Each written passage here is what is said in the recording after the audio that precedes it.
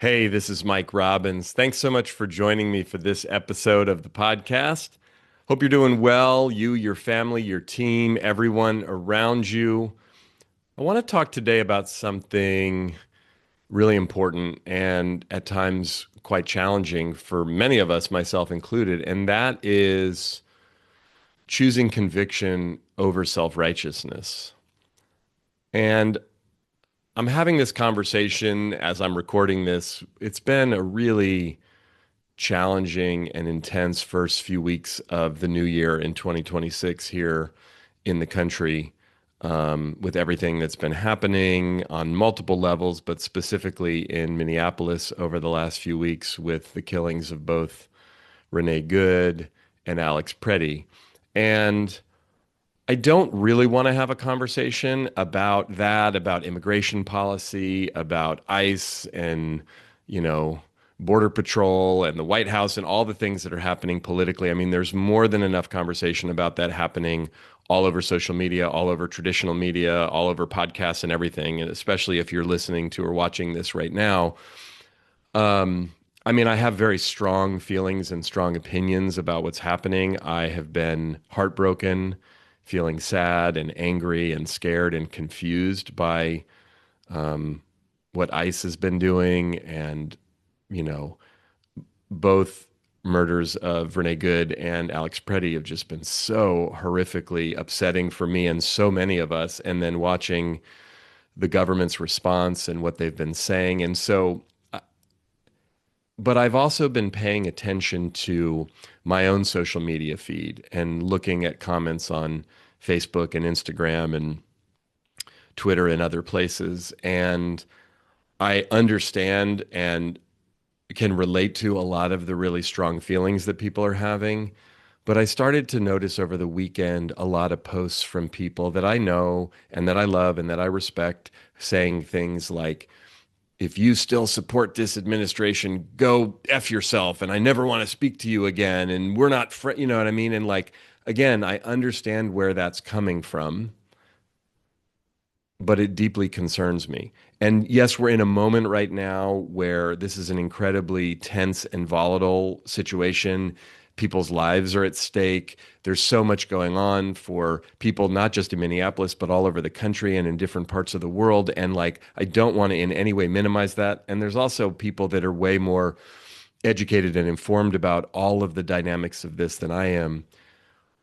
But this notion of us and the polarization in our country and this us and them thinking is really what this show is all about. And I wrote my book, We're All in This Together. And you've probably heard me tell a bit of the origin story of that.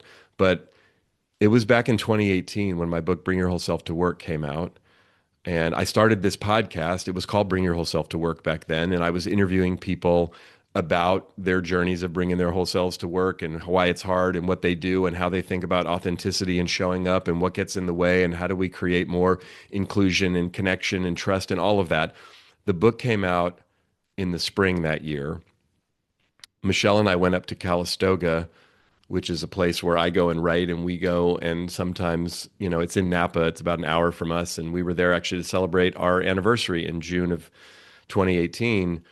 And as I was there, I had this download, like very clear.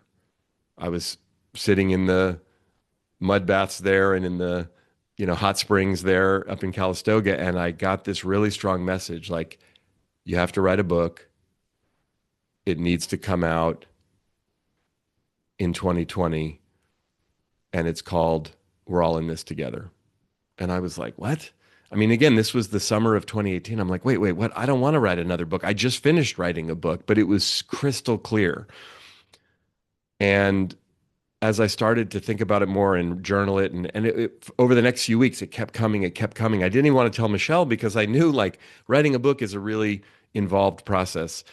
For me, the impact on my marriage and my family and all of that. And I go away to write up to Calistoga. Anyway, when I finally told her a few weeks later, like, she was like, really? You want to write another book? But it was very clear to me as this was coming through. Again, my work is about leadership. It's about teamwork. It's about relationships. It's about how we relate to ourselves. It's about how we show up at work and in life. It's not about politics.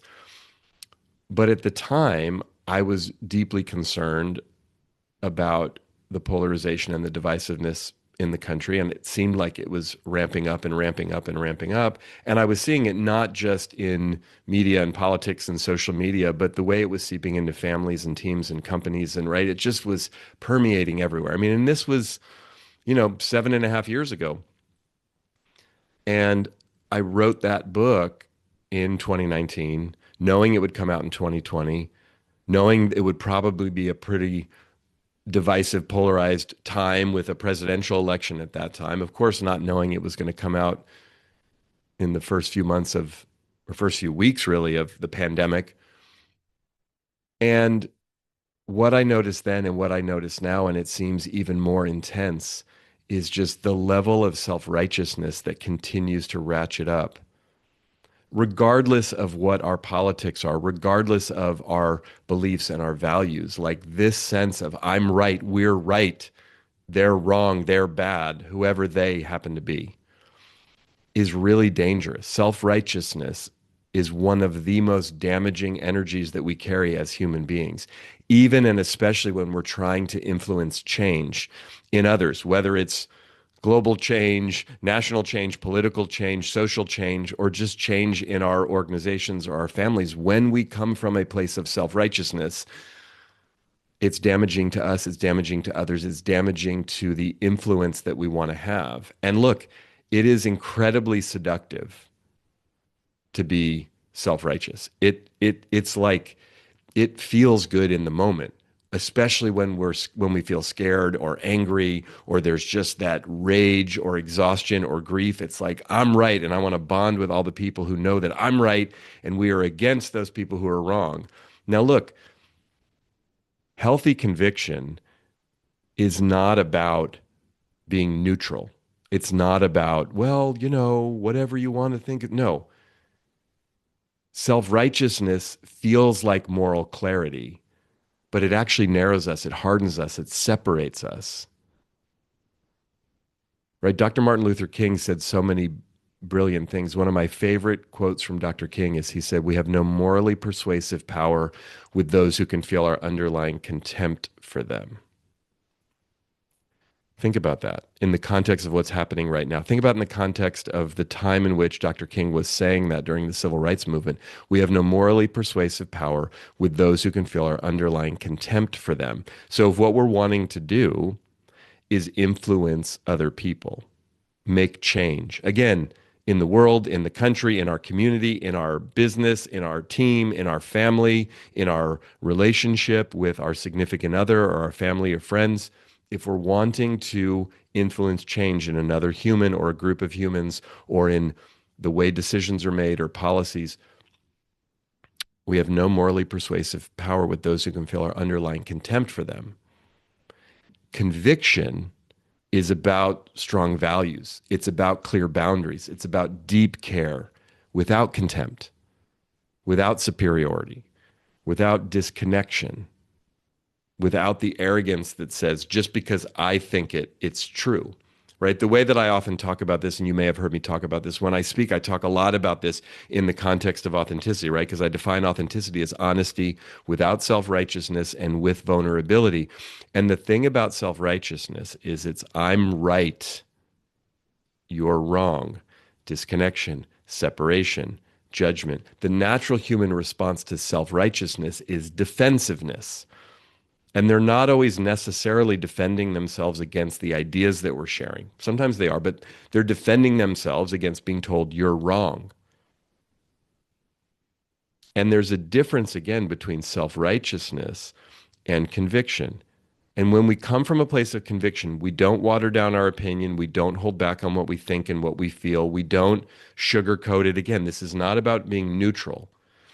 In my opinion, what's going on right now in the country and what's happening in Minneapolis is incredibly dangerous. I'm deeply concerned about it. What's happening on the ground there, what's happening with the enforcement of the laws, the way they're being enforced, and then what the government is saying about it, deeply, deeply concerning to me. And this is less about, of course, I have my politics and I think about the things I do and I have my values and I have my approach to things, but just from the standpoint of like telling the truth and leading with authenticity and integrity, something that we talk about here on this show that my work is all about, I'm deeply, deeply concerned. That said, when any of us come at an issue, big or small, from a place of self righteousness, we cut off any other possibility. We cut off any other dialogue, perspective, because I'm right, you're wrong. We look at the world in black and white terms. And as we know, life is complex. There's nuance, there's complexity, there's depth. I read a piece last week that Van Jones wrote that said, we're not arguing about ice, we're arguing about reality. Our algorithms, what we're being fed, what we're seeing and hearing and listening to is very different depending on what we click on and subscribe to and pay attention to and interact with based on the algorithm, which is designed just to keep our attention. It's not designed to make sure we're getting accurate information necessarily. It's designed to make sure that we stay on the app so that they can monetize it. And I say this with respect to a lot of these companies that are clients of ours.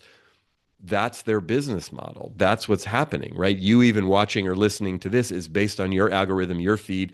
You've subscribed to the show or it shows up because of what you like or what you're interested in. That's the only reason that you're hearing me or seeing me right now. You made a specific choice to subscribe or to be on my email list or, subscribe to the podcast, but it's the algorithm that filters it through so that you get it, right? That's the way all of this works, for better or for worse, and oftentimes for worse, because now we're seeing two different realities. We're getting fed lots of different information. We're not looking at the same thing. Now, again, this is not to both sides. This is not that I feel neutral about it, but when we come back to this notion of self-righteousness, when I come from a place of self-righteousness, if you don't agree with me, you're wrong. You're on the other side. You're bad. You're them. You're over there. We can't connect. We can't engage. We can't learn from each other. We can't, and maybe we don't want to. Maybe that, like, the truth is, if we really tell the truth, I don't want to learn from anybody else. I don't want to see this a different way. I see it the way I see it. I just want to be around people who see it my way and F everybody else who doesn't. Okay, that is one way to approach it. It's a valid way. It's ultimately probably not the healthiest way. It's not the way that's going to create collaboration, connection for us. But let's take it down to personal level. Do we want to operate like that inside of our families? Do we want to operate like that with our friends? Do we want to operate like that inside of our teams and our companies? Again, and some issues, whether it's political issues or social issues or personal issues, or oftentimes just organizational or just philosophical values, they get very personal. And it can be hard, but the reality is not everybody's going to see things the way we see things. So conviction is, I believe this to be true. I'm willing to speak up about it. I'm willing to engage debate. Again, I can have that healthy conviction. I can feel really strong about things with my values. I can have boundaries. I can care deeply. But I have enough humility and enough self-awareness to realize a couple of things. First of all, I might be wrong. I know it doesn't seem like it. I know it's hard to imagine, but I might be wrong. There's been times in life when you and I have felt really strongly about something and been convinced we were right, only to realize upon further reflection we were actually wrong. There was information we didn't have, or things changed, or we changed, or life changed. Have you ever read something that you wrote 5 years ago, 10 years ago, 20 years ago? And now with social media, sometimes memories will pop up and you can read something or see something. And doing what I do, like I put out podcasts and I've been writing books for 18 years. Like I can read something and go, oh my gosh, I can't believe I said that out loud. I put that in writing. I published that. And because I've changed, I've evolved. The world's changed. The world's evolved. Right? And maybe it's not a right, wrong thing. Maybe it's more just a values thing. These are my values. And I believe in these deeply, personal values, religious values, just human values, spiritual. Like, can I at least acknowledge maybe there's another way to look at this thing that I can't currently see? There always is. There's always another way to look at things. And again, this is not about being neutral. This is not about both sidesing things necessarily. Although I do find that it's healthy to look at things from the opposite perspective than I look at them. Even the things that I Can't understand how anyone could see it differently. That's one of the things that I find challenging when stuff like this happens, what's been going on the last few weeks in Minneapolis. Like, I can't understand people who see it differently than me. It's really challenging for me to go, wait, what? How are you not outraged by this in the same way that I am? But the reality is, not everybody is. And there are things that happen that outrage other people that don't outrage us. Now, we could get into a whole moral, philosophical debate on who's right and who's wrong and who's better, not, but like that all comes from the context of self-righteousness. Conviction means, again, I can have enough humility and enough self-awareness to realize it's possible that I'm wrong about whatever it is I'm feeling so passionate about, or at least I can acknowledge there's other ways to look at this thing that are different than mine. Because what it costs us to be self-righteous is it shuts down curiosity, it shuts down listening, it shuts down connection, it damages relationships, families, teams, communities. We say things and do things that we, in the heat of the moment, feel true, and they are, but then we regret. It makes us feel justified, but often leads us to much more isolation. And look, I know this is complicated, especially right now. But what would it be like for us to not abandon our values, our beliefs, our morals, what we believe deeply, and at the same time, not shut down and cut off every other human around us that doesn't see it the way that we see it? Because if it's all about I'm right and you're wrong, now we're trying to get everybody to agree. And if we take it out of the realm of like what's happening in the country or the world, or these really emotionally charged, very serious issues where like people's lives are at stake. This is not small stuff, but take it into smaller things, day-to-day stuff. We tend to do the same thing. Decisions about strategy at work, decisions about parenting at home, decisions about, what to eat and what to wear and right? I think about it now, like Michelle and I, and some of the fights we've gotten into over the years about parenting, right? Our girls are now, Samantha's about to turn 20, Rosie's 17, and we're in having different conversations now than we were having when they were 10 and 7, when they were 5 and 2. And when I look back now, some of the stuff that I got so worried about and so stressed about and was so definite, I realize I don't even know. I don't know what the hell I was talking about in a lot of cases. I felt very strongly, but like I'd never had a 5-year-old before when Samantha was 5. Neither had Michelle, and we were trying to work out how to parent as best as possible. And at times we were on the same page, and at other times we weren't. And oftentimes, I know for myself, when I'm feeling the most, when I step into that place of self-righteousness the most, is often when I feel the most scared, the most insecure, the most unsure. And I somehow trick myself into thinking the more righteous I am, the more I'll convince myself that I'm right, and that will calm me down and make me feel better. It doesn't work. Conviction is rooted in our values. Self-righteousness is rooted in our ego and our fear. And the problem is when you and I are being self-righteous, we don't think we're being self-righteous. We just think we're right, often to our own detriment. We disempower ourselves and our argument, if you will, if we're trying to convince other people to see it the way we see it. The moment we step over that line into self-righteousness, they're not going to see it the way we see it. They're going to defend themselves because we're telling them you're wrong, you're bad. Conviction is saying this matters to me deeply, but I'm also open to having a conversation or engaging in a discussion where not everybody sees it exactly the way I see it. Look, there's a lot of layers to what's going on right now, and I don't pretend to understand all of them. But I think if we think about this in our own lives, not just about what's happening in the country right now, but that is a catalyst for us to pay attention to, at least one of the reasons why I'm paying attention to it. How does this show up for you? What does self-righteousness look like in your life, in your relationships, in your work? Am I actually listening to the people around me or just waiting to respond? Am I more interested in being right or actually being helpful, being connected? Right? Is what I'm about to say, is what I'm about to share, is it kind? Is it true? Is it helpful? I love those questions for us to ask ourselves. Am I trying to be effective in this situation, or am I trying to just be impressive? Am I trying to present something, virtue signal, let people know, right? I mean, again, and it's tricky for all of us on multiple levels.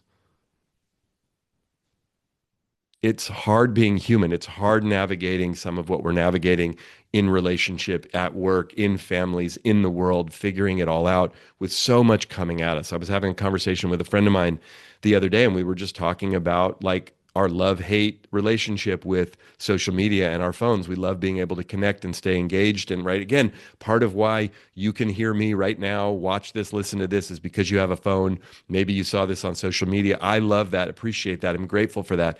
And it's dangerous out there. That's how it feels to me. Like the algorithm, the constant stream of stuff coming at me, coming at you, coming at all of us. It's a lot to navigate. It's a lot to filter through. Like sometimes I think, I don't know that we're designed to get this much information and this much input all the time about everything that's happening all over. And look, the algorithm rewards outrage, it rewards self righteousness. And sometimes, even inside of not just online, but in the real world, sometimes people who are self righteous and bang on tables and, you know, wear people down with their arguments, like get what they want, or they sort of bully their way through things. And we look and go, maybe that's the way I'm supposed to be a leader. Maybe that's the way I'm supposed to influence people and make sure people respect me and listen to me. It's tricky. So, what can you do? What can I do? What can we do? So, here are some things to think about. Pause before you communicate, whether you're posting something on social media or sending a, email or Slack message internally to your team, or even communicating with your family. Pause and ask yourself, is this coming from a place of conviction? That healthy, authentic, I believe this to be true. I'm willing to speak up about it, even if it's scary or uncomfortable, or is it coming from self-righteousness? I'm right, you're wrong. Just pause, just pay attention, just check in with yourself. And if you're not sure, sometimes it's hard to decipher, check in with someone else. Because again, sometimes it's hard for us to even notice our own self-righteousness. Second thing we can do is name our values, not just our opinions. Lead with what we care about, lead with what we believe in, lead with what's important to us, not just what we're against. Does that make sense? Like, and again, that could be when we're talking about politics and what's happening in the world and safety and truth and trust. And it could be when we're talking in meetings, when we're talking at work about like when things get tense, when things get heated, when we're disagreeing and debating stuff, what do you value? What do you care about? Not just what's wrong, what's bad, what you're against. We tend to bond with people over things that we don't like, right? I've been talking about this for years, right? I wrote a book called Focus on the Good Stuff. What if we bonded over things we did like? But it's easier to bond and say, this sucks, this is terrible, this is awful, right? And look, we need to do that sometimes cathartically on a human level, but can we lead more with our values, not just our opinions? Another thing we can do is practice curiosity. Can we ask one curious question? I did a podcast interview yesterday, and the host was saying that one of the things that she tries to do is ask how questions, not why questions. Like, how did you come to that? Versus why do you think that? Right? And we're just talking about navigating through differences of opinion or differences of perspective at lower levels meaning, the stakes aren't as high. But even when the stakes are really high, can we be curious? Curiosity is often an antidote for self-righteousness. Huh. Wow. I don't see it that way. I see it very differently, but I'm curious about how you came to that. Or a why question might be like, why is this so important to you? Or why is this upsetting to you? Not accusatory, right? Why aren't you as upset as you, right? Can we come from that place of curiosity? Curiosity is baked into conviction. Curiosity, again, is an antidote for self-righteousness. Notice, the fourth thing we can do is notice our contempt. When we're feeling that sense of contempt, how dare you? I'm so, like that, right? That self-righteous, that seductive, I'm right and I cannot believe, right? Again, it's the doom scrolling. It's like wanting to watch a clip on social or on YouTube or whatever, where it's like, I want to see this. Like, Like that's why you look, oh, and the clickbait title says, so and so takes down so and so, and you click on it. Oh, I want to see that because like I agree with this person, I disagree with that, but it's like, what are we doing? I do this myself. It's not healthy. It's not sustainable. Notice when our contempt shows up. We're not bad. We're not wrong for that contempt being there. But if we communicate or operate from that place of contempt, we have no morally persuasive power, right? As Dr. King said, stay connected to real people. Fifthly, conversations in real life tend to soften us. Online conversations often harden us, right? There's that saying, it's hard to hate people up close. So be in dialogue with real humans, real people about things, both for compassion, connection, right? Like I called my sister Rachel over the weekend. I was feeling, Michelle was gone for the weekend. I was feeling so upset, so heartbroken about what was happening. And I called Rach and I was just like, can we just talk? I could really use some empathy. And I was able to share some of my anger and my frustration and my fears but I was trying to do it in a way where it could be both cathartic, but also I could get some support. And it was beautiful. And Rach is amazing. And I'm grateful that she and I have the relationship that we do. And I was able to call her and talk to her. But also, if we're talking to people in real life about some of these issues, whether it's stuff going on in the country or in the world or stuff going on at work or in life, can we talk to real people, even and especially if we disagree, and find that most people, even people who disagree with us or see it differently, they're not bad, wrong, evil, terrible, stupid. They just may have different information than we have, different sets of values than we do, different perspectives on how they see things and what the conversations are in the communities that are most important to them. Look, the show is called We're All in This Together. I believe that we are all in this together. I know sometimes it's hard to see that or feel that or sense that because it really does seem like there's us and there's them. But I've been spending a lot of time recently and for a lot of my life trying to figure out who's the them. Because without being overly Pollyanna or idealistic, like I don't really think there is a them. I think it's all us. And sometimes it's hard to see that, especially at times like this. But if we can shift and we can choose conviction over self righteousness, we don't have to water down our opinions or give up our values or back off from what we believe in. But we do remind ourselves that just because I think it and feel it strongly doesn't make it right with a capital R. And if I can move through the world that way, that allows me to engage and discuss all kinds of things with all kinds of people and do it in a way where I can be in a place of authenticity and integrity, but I also can encourage conversations. I can have influence and impact. I can get connected with the people in my life, in my community, in my state, my country, my world in a way that can remind all of us that we do belong to each other. We're intricately connected to each other. So, thanks for watching. Thanks for listening. I know it's an intense time right now. I'm feeling it. And I'm doing what I can to shift and choose conviction as often as possible and stay away from the trap of self righteousness. Thanks for watching. Thanks for listening. Feel free to share this episode with anyone you think might benefit from it.